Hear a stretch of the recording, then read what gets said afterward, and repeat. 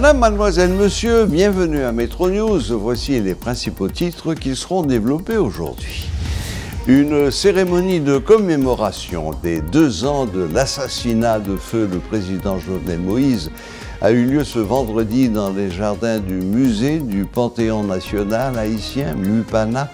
Cet hommage a été présidé par le Premier ministre Ariel Henry.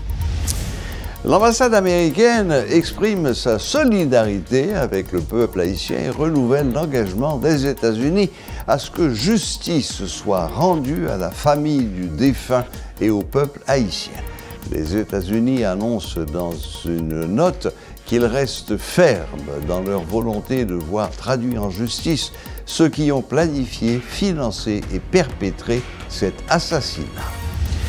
La ministre canadienne des Affaires étrangères, Mélanie Joly, a annoncé sur son compte Twitter que son pays va octroyer à Haïti une aide de 100 millions de dollars pour renforcer la police nationale haïtienne.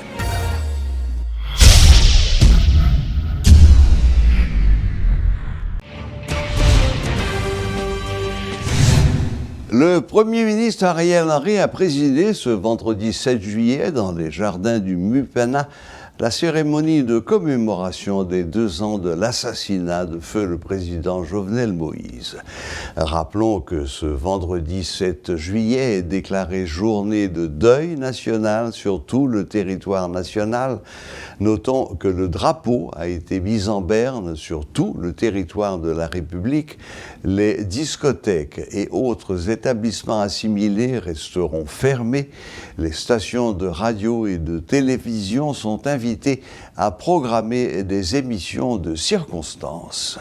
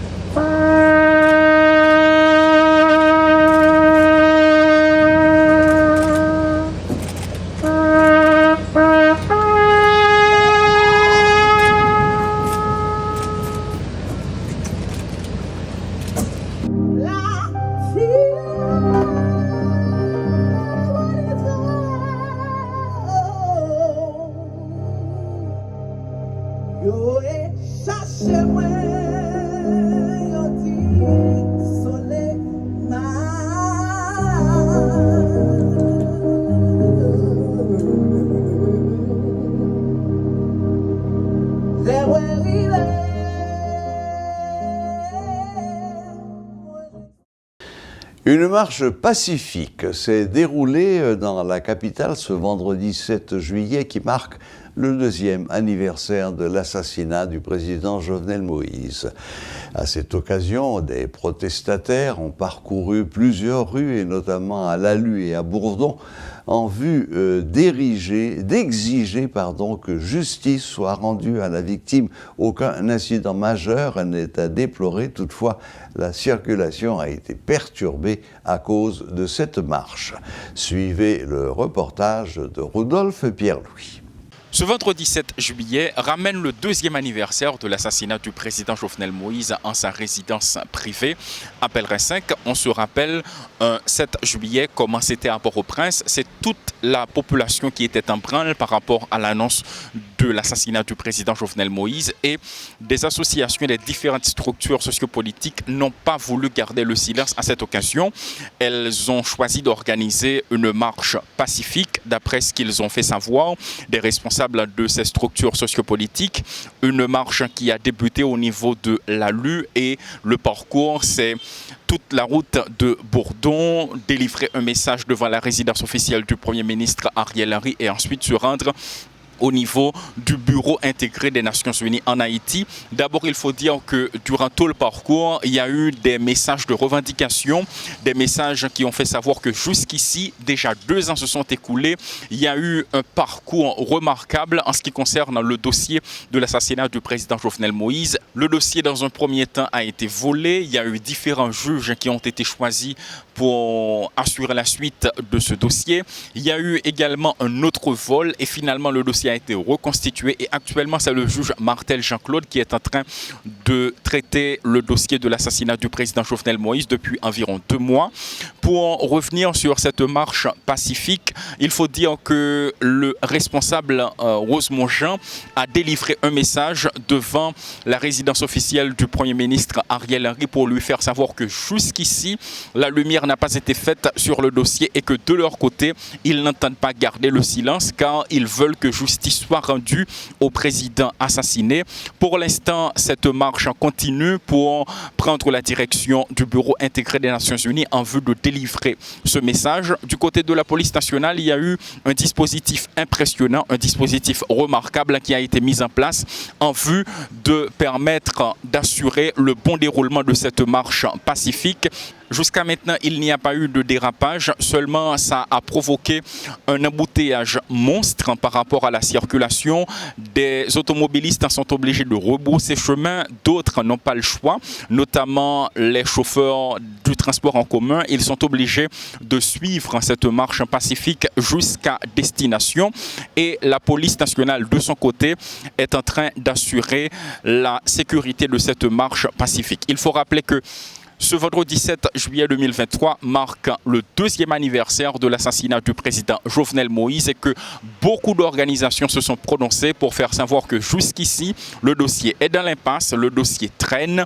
De nombreux juges ont été désignés. Un autre juge, Martel Jean-Claude, assure la continuité de ce dossier, notamment l'assassinat du président Jovenel Moïse. Paul Léel et Rodolphe Pierre-Louis pour Télémétropole. Dans une note publique, l'ambassade américaine exprime sa solidarité avec le peuple haïtien et renouvelle l'engagement des États-Unis à ce que justice soit rendue à la famille du défunt ainsi qu'au peuple haïtien. Ce vendredi 7 juillet marque le 2e anniversaire de l'assassinat à pèlerin du président Jovenel Moïse. En cette occasion, les États-Unis se disent déterminés à contribuer à l'avancement de l'enquête autour de cet acte odieux. Je cite, « Aujourd'hui, 7 juillet, l'ambassade des États-Unis à Port-au-Prince exprime sa solidarité avec le peuple en cette journée de deuil national en mémoire de l'ancien président Jovenel Moïse. Les États-Unis restent fermes dans leur volonté de voir traduits en justice ceux qui ont planifié, financé, perpétré cet assassinat », a écrit l'ambassade américaine. Au cours de l'année écoulée, rappelle la représentation diplomatique américaine, plusieurs accusations et arrestations additionnelles ont été effectuées. Rodolphe Jarre a été reconnu coupable par un juge de district américain et condamné à vie dans une prison fédérale pour sa participation aux événements qui ont conduit à l'assassinat. Les autorités américaines et haïtiennes continuent de travailler conjointement pour faire progresser l'enquête afin de montrer au peuple haïtien que personne n'est au-dessus de la loi, conclut l'ambassade américaine. En Haïti, ce dossier traîne au niveau de la justice. Le juge d'instruction chargé de l'enquête depuis mai 2022, Walter Voltaire, continue ses séances d'audition, mais les personnes accusées d'implication dans le crime sont encore en cavale. Le ministre des Affaires étrangères d'Haïti, Jean-Victor Généus, a réitéré le jeudi 5 juillet son appel au Conseil de sécurité en faveur du déploiement de toute urgence d'une force internationale d'appui à la PNH, une demande reprise par la représentante spéciale du secrétaire général qui a affirmé son soutien à l'envoi d'une force robuste. Malgré la multiplication des appels en faveur d'un tel déploiement, aucun pays n'a annoncé le moindre acte concret à observer la Chine, qui, à l'instar des États-Unis et de la Suisse, a recommandé de s'attaquer en priorité à la prolifération d'armes et de munitions dans le pays. Comme annoncé, la ministre des Affaires étrangères du Canada, Mme Mélanie Joly, a réuni plusieurs représentants de la communauté haïtienne du Canada pour discuter du cas d'Haïti. Pour nous en dire plus sur cette réunion, comment elle s'est passée, ce qu'il en est sorti, nous avons avec nous en visioconférence notre correspondant permanent au Canada, M. Jean Numa Goudou. Bonjour Jean Numa, bienvenue à Metro News. Bonjour Serge, bonjour à tous. Oui, effectivement Serge, Madame Joly, Mélanie Joly, députée d'Arrondissement Cartierville à Montréal, a rencontré, et ministre également des Affaires étrangères du Canada, a rencontré plusieurs leaders. Ils étaient à près 30 ou 40 de la communauté haïtienne de Montréal autour de la situation en Haïti. Et Serge, la réunion s'est tenue hier vers 13h, ça a duré un peu plus de 2 heures. Et ce qui en est sorti, on peut dire rien du tout, Serge, puisque les deux parties se sont quittées et avec une demande de Mme Joly, faites-moi des propositions. Alors, Mme Joly a quitté la rencontre, Serge, sans piper mot aux médias, aux journalistes qui étaient là, en l'occurrence moi-même, et c'est seulement le député d'origine haïtienne, Emmanuel Dubourg, qui a accepté de nous parler un petit peu de la teneur de la rencontre. Ce qu'il y avait, c'est que justement, Mme Joly a discuté de 4 points avec la communauté haïtienne, à savoir la crise humanitaire, la crise politique, la sécurité, entre autres points que Mme Joly a discuté, et elle a surtout fait savoir à la communauté haïtienne que c'est un dossier qui tient Ottawa à cœur et Ottawa s'occupe de ça. Bon, moi je retiens un seul mot de ce que vous avez dit, une réunion pour rien, mais apparemment c'est plutôt de la faute de la communauté haïtienne plutôt que du côté du Canada, s'il n'y a eu aucune proposition. Oui, parce que il y a eu tellement de, selon Emmanuel Dubourg, il y a eu tellement de points de vue différents sur la crise haïtienne. Certains Haïtiens disaient à Mme Joly que Ariel Henry n'est pas légitime et qu'il fallait garder Claude Joseph, qu'il fallait soutenir Claude Joseph. D'autres disaient non. C'était une multitude de positions, de points de vue qui se sont exprimés. Il n'y a pas eu de préparation, d'entente au sein de la communauté avant la rencontre avec Joly. Et Mme Joly était venue justement parler de ce que le Canada a déjà fait et a l'intention de faire. Justement, l'une des choses qui a fâché la communauté, c'est l'idée qui a été rejetée parce que, bon, justement, la République dominicaine a refusé d'accueillir un bureau du gouvernement du Canada en République dominicaine pour justement gérer des opérations sur le terrain en Haïti. Et ça, il y a beaucoup d'Haïtiens qui se sont fâchés contre le Canada à cause de ça, en raison des contentieux historiques connus entre Haïti et la République dominicaine. Ils disent que si Ottawa les consultait avant, et n'allait pas évoquer cette question-là publiquement, l'idée d'établir un bureau en République dominicaine pour gérer les affaires haïtiennes. Et Mme Joly leur a dit, écoutez, je comprends votre point de vue et de toute façon, c'est une idée qui est rejetée. Oui, c'est un dossier fermé puisque les Dominicains ont dit qu'il n'en était pas question. Maintenant, Jean Numa, si je comprends bien, jeudi 6 juillet, il y avait 2 réunions importantes qui avaient comme thème principal la crise haïtienne, puisque dans le même temps, le Conseil de sécurité de l'ONU, le même jeudi 6 juillet, s'était réuni pour traiter du cas d'Haïti, ce qui a donné à M. Jean-Victor Généus l'occasion de réitérer la demande de l'envoi d'un contingent international pour venir porter main forte à la PNH. Donc 2 réunions avec Haïti au centre, l'une à Montréal et l'autre à New York. Oui, 2 réunions, mais il faut dire que celle tenue ici au Canada, on a eu beaucoup plus d'infos que ça avec Emmanuel Dubois en entrevue qu'il nous a accordé, entrevue qui a été diffusée à la radio, évidemment, au cours de laquelle il a annoncé que d'autres blindés, des armes, du matériel technologique seront envoyés très bientôt en Haïti pour la police nationale. Il n'a pas écarté, encore une fois, la possibilité qu'il y ait des opérations policières en Haïti, des policiers de la Gendarmerie royale du Canada à se rendre en Haïti pour aider la police nationale à mater les gangs. Parallèlement, comme vous avez dit, Serge, à New York, il y avait le Conseil de sécurité qui se réunissait.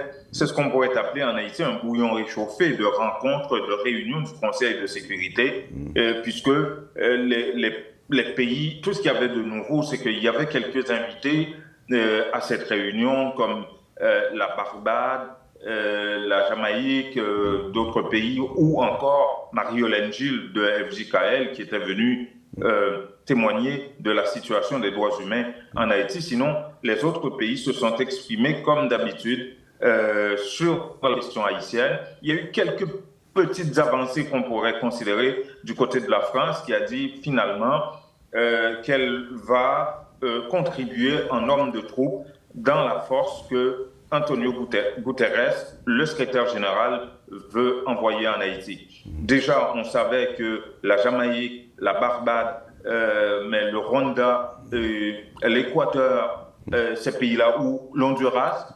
veulent justement contribuer avec soit des militaires ou des policiers, mais il y a d'autres pays qui se sont montrés favorables, comme la France aujourd'hui. Il y a eu un petit peu d'avancée, mais du côté de la Russie et de la Chine, oui, eh bien, c'est le statu quo. Ils ont exprimé les mêmes positions. Et ce qu'il faut retenir, Serge, c'est que ces deux pays-là ont droit de veto. Donc, pour faire passer une résolution à travers le Conseil de sécurité, ça prend tous ces deux pays-là. Il faut l'unanimité. Oui, donc, évidemment. Même en délibéré, la Chine et la Russie ne vont pas laisser passer cette résolution. Oui, la Chine et la Russie mettent l'accent plutôt sur couper les sources d'approvisionnement en armes et en munitions avant de risquer même de s'attaquer aux gangs. Bon, oui, enfin.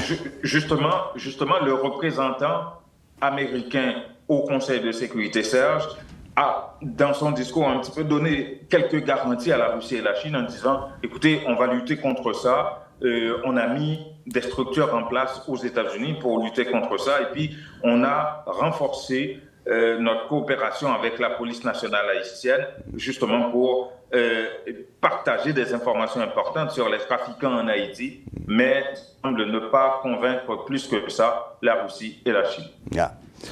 Bon, en conclusion, Jean Numa, quand on voit quand même que la ministre des Affaires étrangères du Canada tient réunion sur le cas d'Haïti, que le Conseil de sécurité de l'ONU tient réunion sur le problème d'Haïti, que le secrétaire général de l'ONU vient lui-même personnellement en Haïti, même s'il n'est resté que quelques heures, c'est quand même l'indication que Haïti fait la une un peu dans tous les domaines. Espérons que cela va déboucher sur du concret, parce que jusqu'à présent, c'est surtout paroles et paroles et paroles. Oui, tout à fait, Serge. Vous avez raison, c'est que des rencontres, beaucoup de réunions. Beaucoup de blabla. Jusqu'à présent sur la crise haïtienne. Yeah. Beaucoup de blabla, beaucoup de promesses, quelques avancées, mais encore rien de concret. Bon, cela dit, réjouissons-nous quand même que le cas d'Haïti ne soit pas enterré une fois pour toutes et que l'intérêt continue de se manifester sur notre pauvre sort. Oui, avec les dernières réunions, on ne sait pas quelle forme est-ce que ça va prendre, Serge, mais c'est sûr qu'il y aura quelque chose, que ce soit à travers le Conseil de sécurité ou de façon unilatérale, bilatérale, il y aura quelque chose. Mais il y a déjà des avancées du côté canadien avec les armes et le fait qu'il y ait une opération policière qui se prépare pour aider la police nationale. Et il faut retenir surtout, Serge, avant de nous quitter, une chose que Emmanuel Dubourg, député d'origine haïtienne, m'a dit lors de cette entrevue, à savoir, le plus important pour le Canada, c'est d'aider la PNH, puisque la demande de Ariel Henry, pour eux, pour le Canada, pour Justin Trudeau, n'est pas légitime. Et le Canada préfère aider la police nationale, qu'il considère comme étant l'une des rares institutions encore debout en Haïti, aider la police nationale directement à régler la question des gangs. Et c'est l'une des raisons pour laquelle le Canada n'a pas accepté, selon lui, de prendre la tête d'une force internationale sans une résolution de l'ONU. Parfait, Jean-Numa Goudou, merci de vous être rendu disponible pour nous, toujours avec des informations très précises. Eh bien, il n'y a plus qu'à suivre la situation et espérer que rapidement, une question de jours, je n'ose pas dire d'heures, il y ait des avancées concrètes et que l'on puisse savoir exactement vers où on va. Encore merci Jean-Numa et bonne fin de journée. À bientôt. À très bientôt. Voilà. Pour conclure, un bref rappel des titres. Une cérémonie de commémoration des 2 ans de l'assassinat de feu le président Jovenel Moïse a eu lieu ce vendredi dans les jardins du musée du Panthéon national haïtien, MUPANA. Cet hommage a été présidé par le Premier ministre Ariel Henry. L'ambassade américaine exprime sa solidarité avec le peuple haïtien et renouvelle l'engagement des États-Unis à ce que justice soit rendue à la famille du défunt et au peuple haïtien. Les États-Unis annoncent dans une note qu'ils restent fermes dans leur volonté de voir traduit en justice ceux qui ont planifié, financé et perpétré cet assassinat. La ministre canadienne des Affaires étrangères, Mélanie Joly, a annoncé sur son compte Twitter que son pays va octroyer à Haïti une aide de 100 millions de dollars pour renforcer la police nationale haïtienne. Voilà, la boucle est bouclée. Merci de nous rester fidèles. Très bon week-end à toutes et à tous et à la prochaine, même heure, même chaîne.